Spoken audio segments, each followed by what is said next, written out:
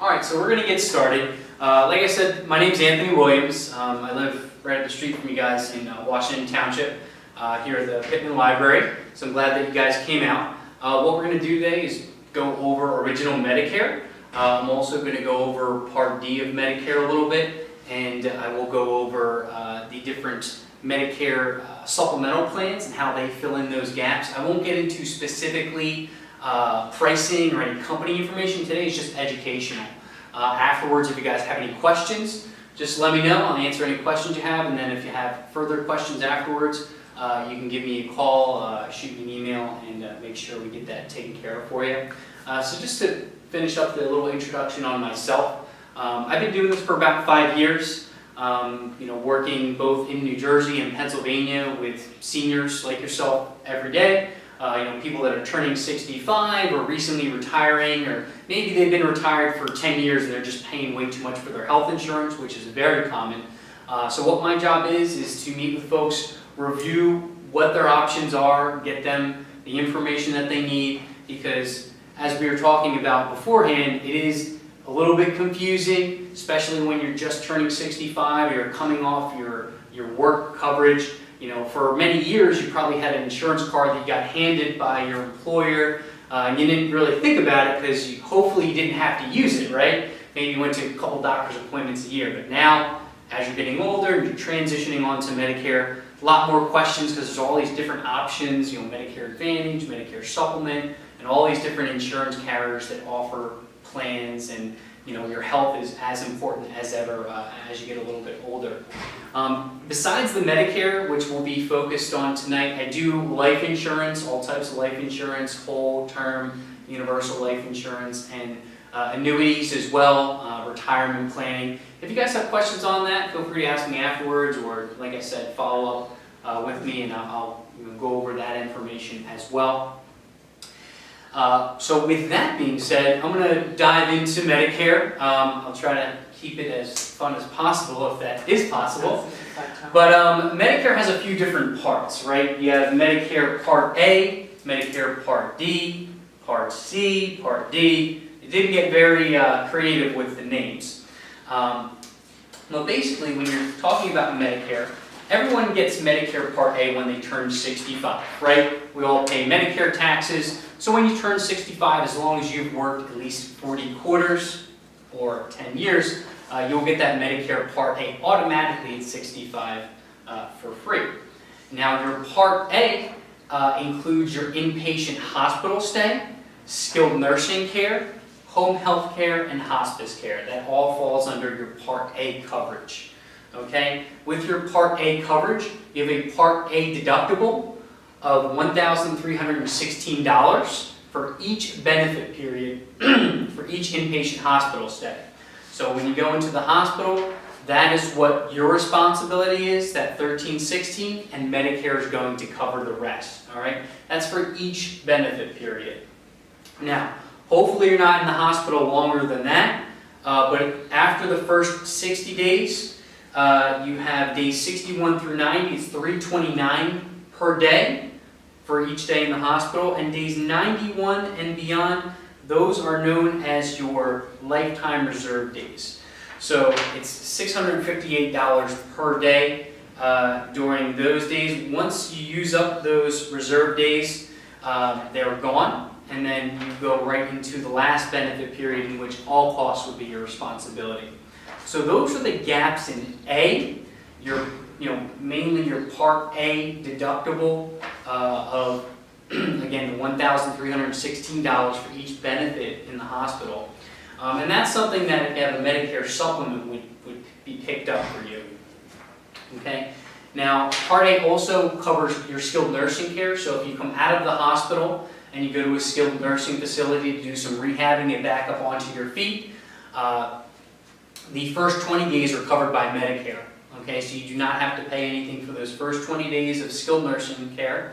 However, after the first 20 days, days 21 to 100, you have a $164 copayment per day that would be your responsibility. So, first 20 days, Medicare's got you. Days 21 to 100, it's $164 per day. And Medicare only covers short-term skilled nursing care. It does not cover you anything long-term, okay? There are things like long-term care policies that would be a whole different policy that would not be Medicare or your supplement. It would be actually its own separate policy.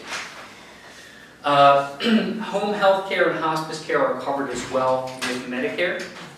Hey, how you doing, sir? Sorry. Here for Medicare? Yes, yes. You got it. Got the right place. You didn't miss too much. Okay. Go ahead and grab a seat anywhere. Okay. You're good. Yeah. There. All right. So we were just going over Medicare Part A, which is, to sum up one more time, is your hospital, inpatient hospital stay, your skilled nursing care, your home health care, and hospice care. Your big out-of-pocket cost, your gap there in Part A, is a Part A deductible of $1,316. That would be your responsibility for that hospital stay. Medicare would pick up the rest for you, okay? Now, that brings me to Part B. We were talking a little bit about this before with Part B. Part B you're also getting from the government, okay? Now, most people take Part B when they turn 65. However, if you're still working, you don't necessarily have to enroll in Part B. You can defer until you're retired, okay? So if I'm 65 and I'm still working somewhere that's providing me with excellent health insurance, then I can say, no thanks on the Part B. I can defer that until maybe another 2 years when I do retire. At that time, I can take my Part B and I have the same rights and entitlements as someone who's turning 65 and getting their Part B for the first time. So that's how Part B would work, you know, whether you're enrolling in that or you're deferring that. Part B, unlike Part A, does have a monthly premium that's associated with it. So your Part B premium for 2018 is $134 a month for your Part B coverage. That $134 actually comes directly out of Social Security. So before you even get your Social Security check in your bank account, they're going to take out the $134 automatically for your Part B coverage, which I'll talk about in a second. That Part B premium can be more or less depending on income. It can be less, of course, if you're making less. It can be more if you're making more. For most people that I sit down with, they're in that wheelhouse where they're paying the $134. With your Part B, that is your coverage for your surgeries, doctor's visits, durable medical equipment like wheelchairs, walkers, canes, anything that's medically necessary. Oxygen is another one. Also, it is preventative health care. So anything that is a test or screening that's preventative in nature, a flu shot, a mammogram, those types of preventative health services, that all falls under Part B. And again, any surgery or doctor's visit.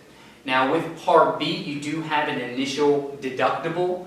Each year, you have an annual deductible of $183. So not a huge deductible, but something that you will have to pay out before you have that 80-20 split. So once you pay the $183, it is then an 80-20 split where Medicare is going to cover 80% of your Part B services, and you are responsible for the 20%. Okay? Again, 80% of any doctor's visit, surgery, durable medical equipment, preventative health care, that is going to be covered by Medicare. 20% would be up to you. So for instance, if I went in for surgery in January and it was $1,000, I would pay that $183. After that, whatever's left over, Medicare's got 80%, and I'm responsible for the 20%. So that's your Part B coverage. And that is original Medicare. When they first came out with Medicare about 50 years ago, that is what it looked like, and actually pretty much looks exactly the same when you're talking about A and B. Certain things are tweaked each year, and I always keep my clients informed of that information. For instance, everyone got new Medicare cards this year. It used to be, it would just be your social with a letter on the end of it. Now they've adjusted that, it's more secure with a bunch of letters and numbers in there, so you're not walking around with your social. Also, the Part B deductible and the Part A deductible, Part B deductible, has been a little bit different over the years. So I always try to let people know, if there's any major changes in Medicare itself. But the 80-20, that's been pretty much around for a long time. So with that being said, Part D of Medicare, I always tell people it's easy to remember Part D, what it covers, because Part D covers your drugs, okay? So you can get Part D in one of two ways. You can have Part D as a standalone prescription drug plan, okay? A plan that just covers your prescriptions that you use at the pharmacy. Or you can have that Part D plan as part of a Medicare Advantage plan. You might see it abbreviated as MAPD, that stands for Medicare Advantage Prescription Drug Plan. Those plans are HMOs and PPOs. I'm going to circle back to that at the end because there's two different kind of paths you could take when you're talking about your Medicare health insurance. You could either go with a Medicare supplement or a Medicare Advantage plan. So I will go over the Advantage plan again at the end. That's kind of the last thing I touch on. But to get back to your Part D, the way Part D works, when I'm enrolling someone in a Part D plan, I just use Medicare.gov. Anyone can use this website. I do it for a lot of my clients each year because some folks aren't the most tech savvy. Even if you are, it's kind of a busy page and you're not used to using that website every single day and typing in those prescriptions. But that's all I do is I just type in the prescriptions that you're currently taking and then your pharmacy that you prefer to use, and we're going to get a list of all the different drug plans that are available to you. It's about 25 different drug plans in New Jersey. Okay, so that sounds like a lot. It is. But that drug list or drug plan list is going to be in the order of really the best plan for you, the plan that's the most cost efficient, that covers all your prescriptions on down the line. So, all we have to do is click on that first one and we can see a breakdown of what your drugs are going to cost and so forth. With Part D, each Part D plan has to meet a certain standard, okay, that is presented each year by Medicare, the Centers of Medicare and Medicaid Services. Basically, with that Part D plan, they have to meet that standard. They have to get approved by Medicare because your Part D plan is not coming from the government. It's not a part of Medicare in that sense. It is actually coming from a private insurance company that is getting subsidies from Medicare. So it's kind of a co-op between Medicare and the insurance company. But it's going to come from an insurance company like a Humana, SoberScript, Blue Cross, things like that. With those drug plans, they can have, again, a deductible for your drugs. Some will have a deductible, some will not have a deductible. And each one has an extensive drug list, a list of prescriptions that are covered. We always want to make sure that your drugs are covered, or you wouldn't want that plan. And then, that drug plan is going to help you pay for those prescriptions. It's going to pay a percentage of those prescriptions. For generic prescriptions, you're just going to have to pay like $1 to $4. If you're taking a brand drug, that is going to be a little bit more expensive. You're going to pay a percentage of that. Maybe 25, 28% in terms of the percentage that you would have to cover for the brand drug. That's all I really touch on for the drug plan, only because without seeing it on the screen, getting into the specifics of, okay, you take lisinopril, pravastatin, whatever, it makes more sense on a one-on-one basis to break down the drug plan in a little bit more detail. But just know that you go on Medicare.gov and you can shop the different plans there. I do it for my clients each year. Each year, October 15th to December 7th is what's called your annual enrollment period. So that is a time frame where you can choose a different drug plan if there's another drug plan that would be better for you. Each year you might be on new prescriptions, or the drug plans do change each year. They might be a little bit more on premium. The co-payments and the drugs that they cover may be different. So I always tell people if it's important to you, give me a call or email October 1st. we're able to look at the drug plans at that point, and then we can do it in about 10 minutes over the phone, tell you, stay with the drug plan you have, or, hey, you're going to save $200 this year if we switch you to this drug plan. And it can all be done online. So keep that time frame in mind, October 15th to December 7th. And I almost forgot one important thing with the drug plans is you definitely want a drug plan as soon as you have Medicare A and B, unless you have some other type of creditable drug coverage. So if you have VA benefits, union benefits, you have some type of benefit from your former employer that covers drugs, that is okay. As long as it is credible drug coverage, you do not need a drug plan. However, if you don't, I see this a lot, you don't take any drugs and you think, well, why should I pay $20 a month for help to pay for my drug plan when I'm not taking anything? And then that person will get prescribed something a year or two later, and then they want a drug plan. Actually, you get a penalty for that. So if you go without a drug plan for a period of time, and then you get a drug plan later on in life, you will incur a penalty for that. Doesn't seem very fair, but that is the rule. So it's not a huge penalty, but it does stick with you attached to that premium that you're paying for the rest of your life. As long as you have a drug plan, you're going to pay an extra $5, $10, $15, $20, whatever it may be. This is probably more information than you need, but how they calculate that penalty is it is 1% for each month that you did not have a drug plan of the average drug plan for that year. Okay, so to give you an example, if you went 12 months with no drug plan, the average cost of the drug plan is like $35, so it'd be 12% of 35. So, I mean, it's not going to be an astronomical amount, but it's going to be I got to pay an extra $10 on my drug plan that I could have avoided. So, make sure you have a drug plan once you get onto Medicare, unless you have like VA benefits or something like that. So with that being said, I talked about Medicare, jumping back into that, the medical portion of your coverage. Obviously, there's some pretty substantial gaps in Medicare. It was never meant to cover everything. You have your Part A deductible of $1,300. You have your skilled nursing care for after the first 20 days of $164. You have your Part B deductible of $183, and then probably the scariest thing is you have 20% of surgeries and doctor's visits. So that's 20% for every single time you go to the doctor, which can add up to a lot, especially if you need to go to like physical therapy visits, or you're getting chemo treatments or something like that, or you have a major heart surgery or a hip replacement. 20% of that could be obviously a very large number.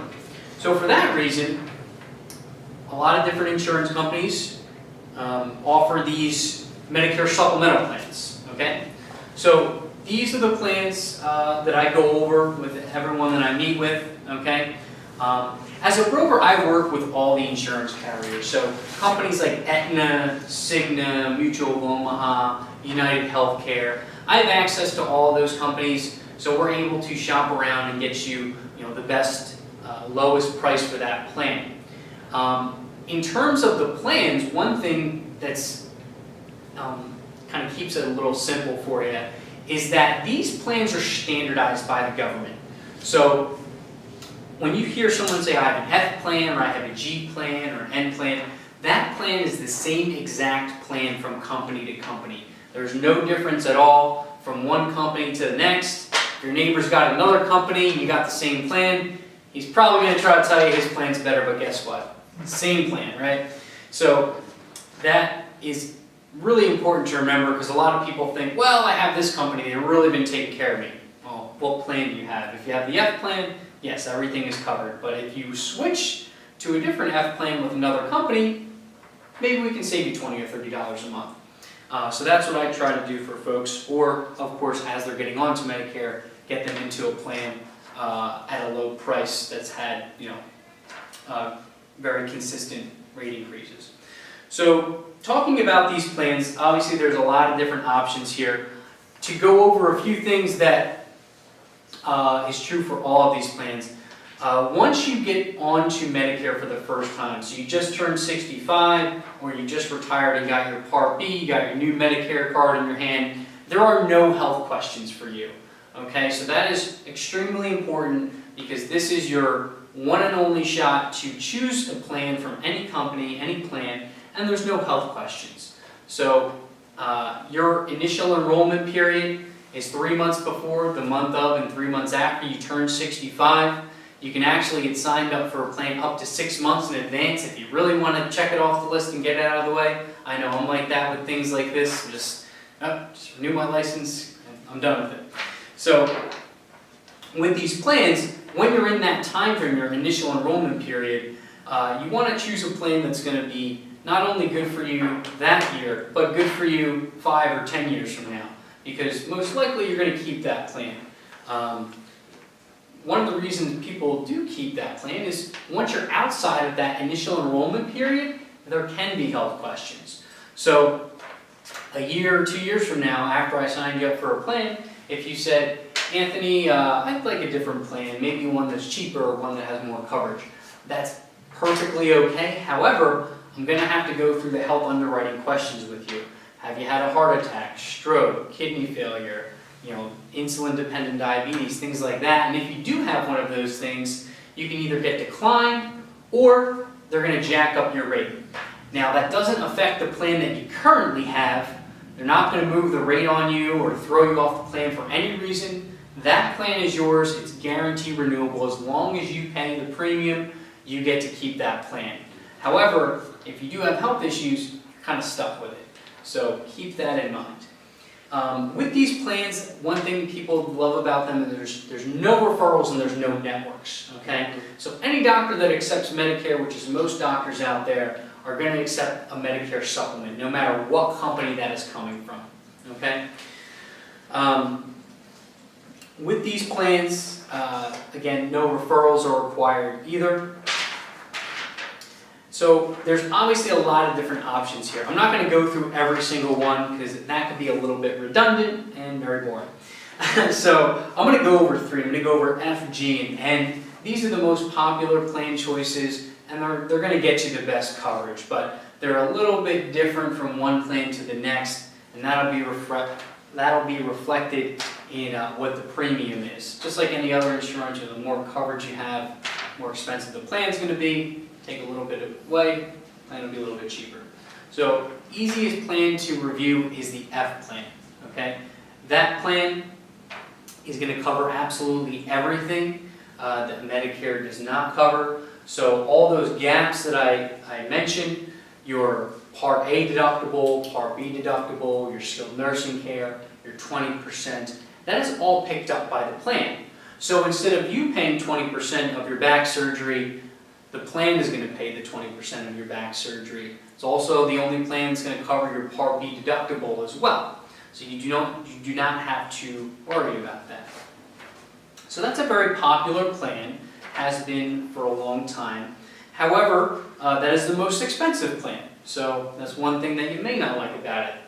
Another thing that probably all agents don't even mention is the F plan is getting phased out. They are no longer going to offer the F plan beginning in 2020, which sounds like way in the future, but it's actually only 2 years away, believe it or not. So back in 2015, they passed something, the actual name of the act escapes me at the moment, but basically they passed something that said no plan could have the first dollar coverage, meaning the F plan, which covers your Part B deductible, was no longer going to be offered. Now, if you have an F plan, you're able to keep that, but I have switched a lot of people off of that because you have the same pool of people that are on that plan. You're not getting anyone new onto that plan. So that results in higher rate increases year over year. So the most popular plan the past year or so has actually been the G plan, which is very similar to F. There's only one difference. And that is, with the G plan, you pay the $183 annual deductible. All right, that is your Part B deductible for any Part B services, which include your durable medical equipment, doctor's visits, surgeries, preventative health care. You pay the first $183, but that's it. So once you satisfy that for the year, you're done. You no longer have to pay any co-insurance or co-payments. You have no more out-of-pocket for the year. So that is also a very popular plan. It's usually the one I suggest because it does not have any co-payments, it just has that annual deductible. And it's about, it's going to save you at the end of the year compared to F, it's going to save you about $200. So some people like that, other people would rather not have to worry about the deductible, but if you can put money in your pocket instead of the insurance company, I vote in my pocket, right? So the last plan I'll touch on is the N plan. This one's going to save you the most on the premium. So if someone's really trying to cut another $30 or so off the premium, they might want to go with the N plan. The only drawbacks to this plan, you have the $183 deductible, just like the G plan, you'll pay that.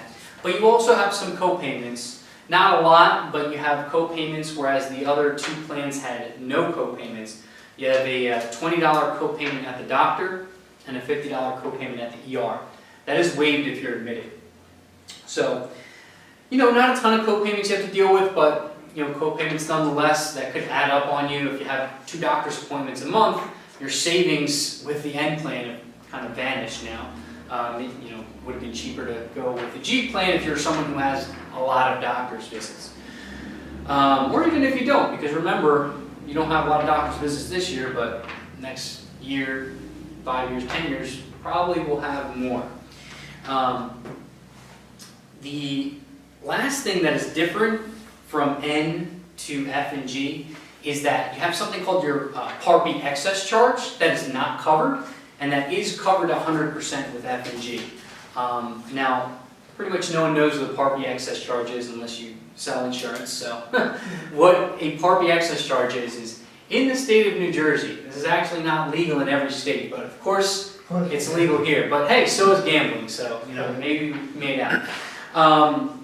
In New Jersey and several other states, if you have any type of surgery or procedure done, the doctor actually has the ability to charge you up to 20% more than what Medicare is going to cover. That is known as your excess charge. All right? Now, this may never happen to you. You might not run into it. But if you ever did, you would be on the hook for that bill. And it is quite a wild card being 20% of something. Basically, when you're talking about different surgeries that you can get, there is what's called Medicare assignment. So imagine there's a big Medicare book out there that said, Mr. Smith's having neck surgery.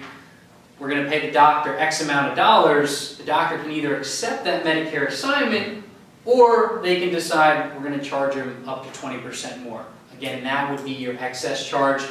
It's hard to say how often that happens or how much an excess charge is because it varies greatly, but that would be up to you with the N plan. It's covered with the other 2 plans. So those are, again, 3 plans that I always go over. The other plans are similar. They just offer a little less coverage. But again, what I try to stress is that when you first turn 65 or when you first get Part B, there's no health questions. There are health questions once you're outside that time frame. Once the plan is yours, you can keep that plan as long as you like, as long as you pay the monthly premium. Doesn't matter how sick you get or how many times you need to go to the hospital or anything like that. You're able to maintain that plan. And again, these plans are standardized by the government. So an F plan is an F plan is an F plan, no matter what company that's from. You're getting the same benefits, benefit for benefit. The only difference is the price that you pay for it. And by going through an agent like myself at no extra cost, we're able to take a look at what those prices are and get you one that's going to have a good price and also have stable rate increases, because it will go up each year, as you get older. The rate increases across the board are pretty standard. It might go up about 3%. If you're paying $150 for it, maybe it goes up to $156 or so.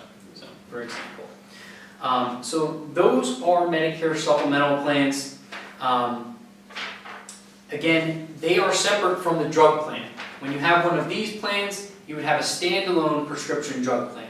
So if you have a Medicare supplement, you have your Medicare card, your Medicare supplement card, and then the card for the prescriptions. Because I know you probably don't have enough cards in your wallet, you need a few more, get 3 cards. with that being said, there is another option. If you want to maybe save a little bit of money on your monthly premium, there is kind of another path you could take. I always try to make sure people understand the difference between a Medicare supplement, what I just went over, and a Medicare Advantage plan. Okay?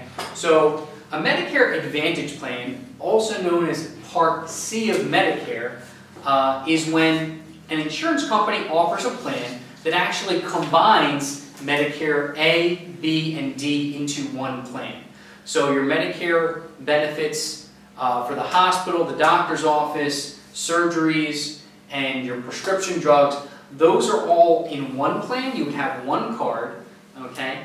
And with that plan, it actually takes the place of Medicare. That becomes your primary.